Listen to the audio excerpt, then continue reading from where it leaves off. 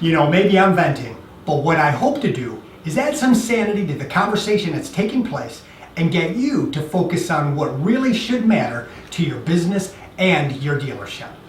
So with that in mind, please, can we stop the AI madness? Now, before you label me anti-tech, just hear me out. I am not at all anti-tech.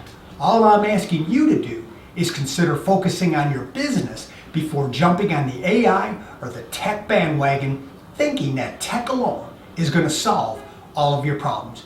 Technology is a great tool that can help make your business far more efficient.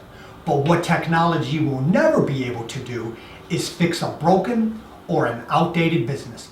You got to ask yourself some questions. How's your product mix? Do you actually have what consumers want to buy?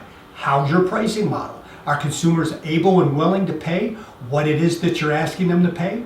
And are there enough of those consumers even in the market that will justify you being in business?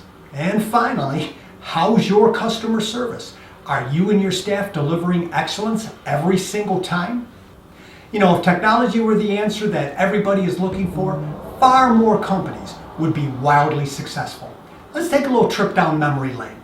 Back when computers and point-of-sale systems were coming on board, retailers jumped on the bandwagon, jumped on it quick, and they spent mountains of cash to implement this brand new technology. Many failed in spite of early adoption. Now fast forward to today. I'm recording this video, it's April 2023, and tech giants are failing and shedding jobs in staggering numbers. And these are the titans of tech: Google, Facebook, Apple, Amazon, Twitter. If it was as simple as getting the technology right, these tech giants would never see a rainy day. But I think we all know there's a lot more to creating and maintaining a successful business. Now, should you look to technology to help improve your business?